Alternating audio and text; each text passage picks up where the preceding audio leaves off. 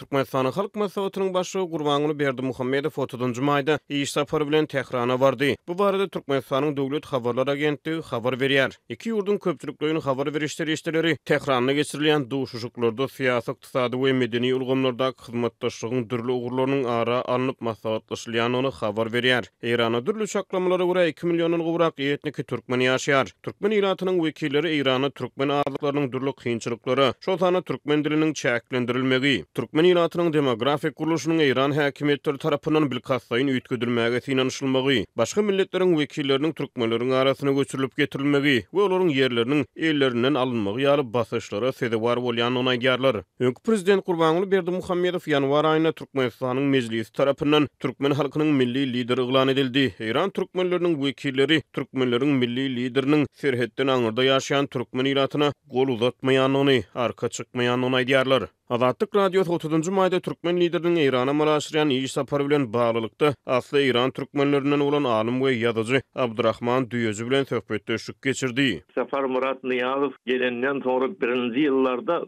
türkmeni görkezýän ähmiýeti kabul edilecek derecededi. Öz wagtynda Irana gelende türkmenliň arasyna safar etdi. Türkmen Sehramy'da geldi. Türkmen Sehranyň merkezi şäher bolan Kümmede geldi. Ondan Magtumulyň Agtokoýda mazarynyň başyna geldi. Onu ýardam etdi. Atı Türkmenlerde gaty begenlerdi şonla. Ödem täsirlenendir. Şondan soňra ondan soňra Türkmen maşy o tarafy Erwet tarafy näme de bolsa Allah rahmet eylesin geçdi gitti. İkinci bir Gurbanuly Berdimuhammedow gelenden bäri Türkmeniň arasynda gaty uzun bir zat geldi.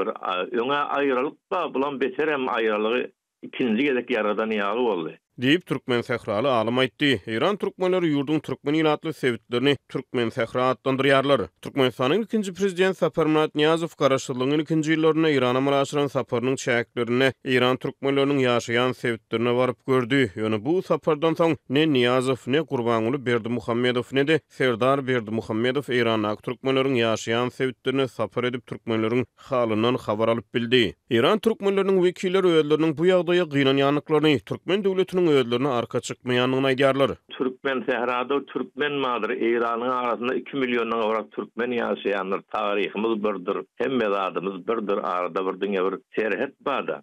Ýok, gelmege dursun. Gelen okda safar ýok, safar etmeyeni bilenem başga taraplarynam kömek edip bilýär da.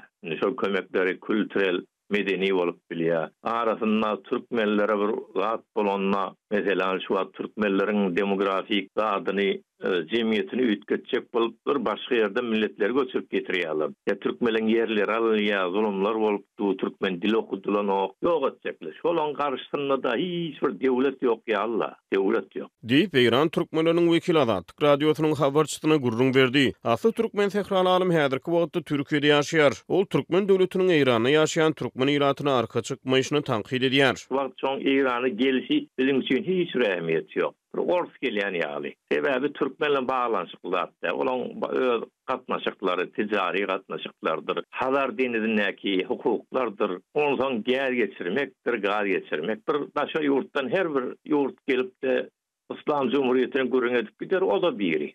Diýip Iran türkmenleriniň wekili aýtdy. Media maglumatlaryna görä şu günleri Iran Türkmenistanyň göni gaz importyny gaýtadan dikeltmegi gözüňde tutýar. Şeýle-de Iran 2021-nji ýyldan bäri swap ulaşygy esasyna türkmen TV gazyny import edip Azerbaýjana öz gazyny eksport edýär. Bir ýyl töwereg mundan odal Gurbanuly Berdimuhammedowyň ogly Serdar Berdimuhammedow özüniň prezident wezifetindäki ikinji daşary ýurt saparyny Russiýadan soň Irana maraşyrypdy. Türkiýede ýaşaýan asly Iranly ýazyjy Azatlyk radiosu bilen söhbetdeşikde Gurbanuly Berdimuhammedow türkmen halkynyň milli lideri adynyň dakylmagy bilen onuň diňe bir Türkmenistanyňky däl eýsem daşary ýurtlarda ýaşaýan türkmen halkynyň wekillerine de liderlik etmek jogapkärçiligini öz üstüne alanlygyny, ýöne bu jogapkärçiligiň ýerine ýetirilmeýänini aýtdy.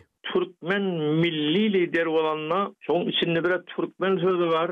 Türkmenem diňe Türkmenistanly däl, bütün dünýä türkmenleri var. Türkmenlerin gözü şonda bolýar, türkmenleriň semboly şol. İkincide de millilik var. Milli diýeni ol bir diňe bir ýüzleýin, bir keyif üçin ulanylýan söz däl. Milli diýmek şol milletiň ruhu bolmaly şonda. Milletiň tarihi, milletiň derdi, milletiň gelejegi, gany, damary, ondan bütün ortak kültüri, medeniyeti hemme zat Diýip türkmen sähraly alym aýtdy. Ýöne ol İran türkmenleriniň türkmen liderlerinden garaşýan tamalarynyň edýän umytlarynyň puzu çykýanyny gurrun berdi. şol üçin eger şu millilik sözü ulanmasalar, eger başarsalar türkmen sözünden ulanmasalar Türkmenistan diýen Aşrabat diýen başga zat diýip geçse owrak bolar. Sebäbi 10 ýyl bolanda biziň hem tamamy kökelýär. Şular milli damar badyr. Bütün türkmenişler ekber semboludyr. Bir lider bolup başçylyk eder diýip garaşýan olan bolmanyna gaýtam adam gynanýarym. Diýip türkmen sähra türkmenleriniň wekili Abdurrahman Düýeci aýtdy.